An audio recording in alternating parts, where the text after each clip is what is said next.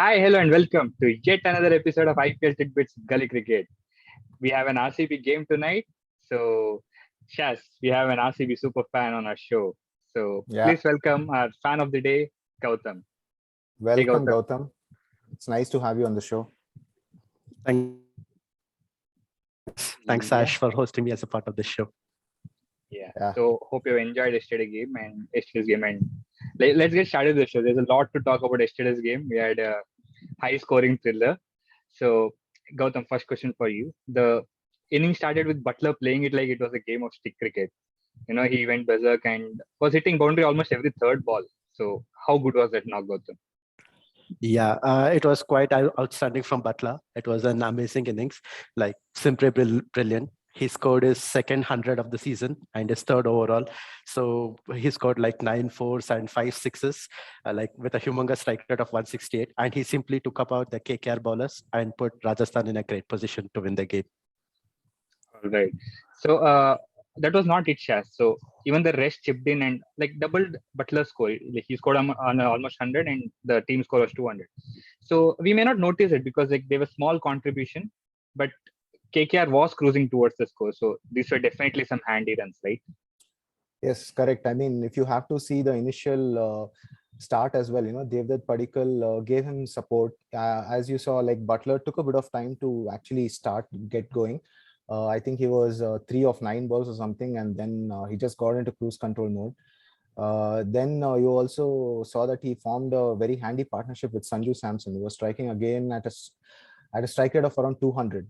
So yeah, there were like meaningful contributions which helped Rajasthan post a big total, because one person can always lay the foundation, but it also requires other players as well to contribute.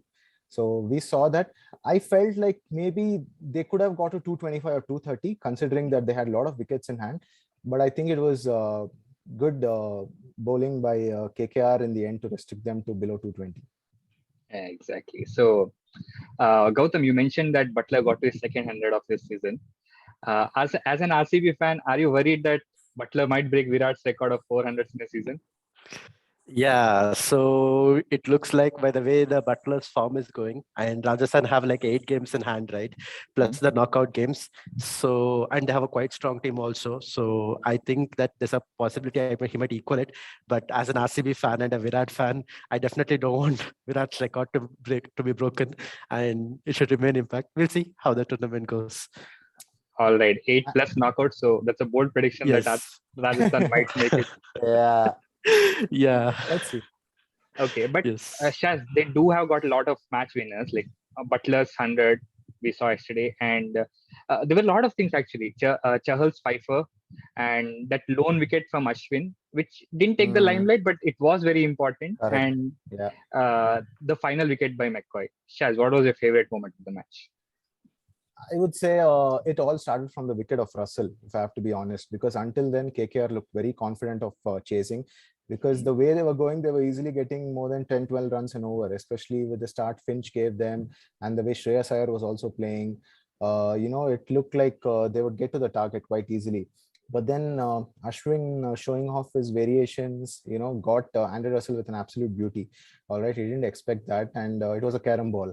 And then Chahal, even though he went for a bit of runs, made sure that he showed his mastery, at the end, by not only taking 5 wickets, which also include a hat trick as well. So how often do you see that in a T20? Like it was brilliant, like uh, I mean, you've definitely thought that KKR are going to get this, after they had like so many wickets in hand. And as you mentioned, McCoy as well. For someone making his debut, I felt he showed great composure, like bowling the last over, because Umesh Yadav was striking the ball well, all right, and I think he was playing quite confidently. You can also say that, and he also had Sheldon Jackson with him, who is one of the prolific scorers in the Ranji format. So it was important that if RR had to win, they had to pick all the 10 wickets, and they did that. Yeah, and in that process, we saw two great celebration as well. One from McCoy doing the Pushpa, and another from Chahal. So, Correct. as you mentioned, Shaz, KKR was cruising towards victory, and we saw two big knocks actually, one from Iyer and another from Finch. And some of the shots played by Shreyas were an absolute delight to watch. So, Gautam, take us through the chase, the KKR's chase. Yeah, so basically KKR started with that suicidal running from Finch actually. In order to counter the Trent Bolt in swinger, he started running down the pitch and got Narayan out. So basically that failed. And then somehow Finch got to that initial period of in swingers from Bolt and Krishna. So then after that, Finch set a platform, and Iyer, like, there's no words to describe some of the shots that he played. His like very, like, there's no words for the shot he played, like truly amazing. They were going on like a great partnership, and Finch got out. For me, the turning point of the match was when Ashwin bowled that carom ball to Russell. Russell. Later in one of the interview, he told that he kept that ball for Russell to get him out. So that was one of the game changing points. And then still post that wicket, Iyer was going strong, like close to 70 of, I think, 200 strike rate. Then that over from Chahal, that was like absolute magic what he produced. Like after all that things that he has gone through, like in terms of drop for the World Cup and couple of tours, still he has like there was no reason why he was dropped for the World Cup. But yeah, what has happened is gone. But like it was truly grateful like that he produced, and that is his first fifer in IPL actually. That and then last 5 balls he took some 4 wickets. With that, everybody thought the match would be done. Rajasthan would seal it, but then in the next over, Umesh Yadav came. He hit for Trent Bolt, but actually I think the mistake was from the Bolt side. Was swinging for the fences. Then next over was bowled by Krishna, and it was like a very good over. And then finally 6 ball, 11 runs something. Then Obed McCoy came and cleaned it up with the death bowling. But to be honest, Obed's bowling, he's actually been a death bowler from quite a long time. With Guyana Amazon Warriors, he used to play and he used to close out like how Bravo does the 13, 15, 17, 19, right? So McCoy does the same work for the CPL team and couple of Canada leagues he has played. So coming with that experience and the level IPL sets up, so he has done a pretty good, like he has come up with a pretty good show for Rajasthan. Overall, a very good match and like a amazing show put up by both KKR as well as Rajasthan. Exactly. Like, well described that entire inning. And we had a thriller of a game last night, and KKR came very close, but I think Rajasthan's all-round performance is what got them the game. So that was it from yesterday, and today we have another cracker of a game coming up. So it's between the Royal Challengers Bangalore and the Lucknow Super Giants. So we have 3 RCB fans on the show today. Now, so let's start with LSG first, because I don't want some bias. So now LSG is a very strong team, and Gautam, in a season of excess, what should be the game plan to tackle both Rahul and Kock, both of whom have played for RCB? So what should be the game plan to tackle? Yeah, so basically the DY Patel is mainly known for the bounce, what it is there. And traditionally, not traditionally, the recent times or the recent games, the spinners have not that much come into the game. But as you all know, Rahul and Quinton de Kock, they have like humongous runs against RCB. I think Rahul averages something close to 84 against RCB. So that's like a lot. But interestingly, if you guys see the matchup, right, there is one particular matchup actually, like traditionally Rahul and Quinton de Kock, they have not struggled against any of the RCB bowlers, like be it Hazelwood, Siraj, Hasaranka, or Harshal. Like literally, I think they have 0 wickets. But there's one interesting matchup wherein Maxwell has picked up Rahul 2 times in international cricket. And on the contrary, Quinton de Kock also has lost his wicket 3 times in international against Maxwell. So we can see Maxwell coming for Quinton de Kock because he's a left-hander and Maxwell balls off spin. So he can probably pick up Quinton de Kock and Rahul in the process. And also, if you see this one more matchup, there's Hazelwood versus Quinton de Kock. Hazelwood has picked up Quinton once in T20 International, once in IPL, and 6 times in ODI cricket. So if we look at that, then we can look at like RCB bowlers to be Hazelwood and Maxwell to bowl. But whatever the matchups and whatever the data is there, finally it comes up to how they play on the day. So yeah, I think if RCB has a best chance to win the game, they need to mainly pick up these 2 wickets at the top, and Hazelwood, and looking at the data, Maxwell would be the best possible way to get them out. All right. So that was a lot of matchups, and Yeah, Yeah, that was actually my part good to say the insights. matches, but yeah, Yeah. Gautham did it better. So adding to that, Shaz, Maxwell, as he mentioned, has 2 wickets against Rahul and 1 or 2 against Quinton de Kock. Also, Krunal Pandya has been dismissed 5 times in 34 balls by RCB bowlers. And although they didn't have a good start, the RCB bowlers, they're cranking up now, and they also have a good record against the LSG batting. So excited to see what the bowlers have got this match. Yeah, I mean, there is always scope for improvement, is what I would say. With Harshal coming back in the last game, it definitely adds a lot more variety to the bowling. Uh, yeah, Siraj, again, he can be a little better at the death, is what I can see. But otherwise, I think it looks like a good bowling lineup. They've been doing well. They've been able to defend scores as well. And if they're able to, if LSG bat first, and if they're able to restrict them within 170 or 160, I think we should fancy ourselves to go and chase the target. Yeah, and I think the Indian core will have a major part to play in that if the top does not contribute like they have been always. So Mhm. this is a question I ask all the RCB fans who come on this show. So Gautam, are you happy with the Indian core that RCB have got this year, especially Dinesh Karthik? Yeah, so yeah, it is a great Indian core what Mike Hesson and team and everybody has put up actually. So Anuj, Virat, Suyash, DK, Siraj, Harshal, Shabazz. The beauty is each of the match, like every match, one person has stood up for RCB and performed. So this was not the case with RCB's history actually. So traditionally 1 or 2 players used to perform, but this time everybody has performed. And like you told DK, there is absolutely no words for DK.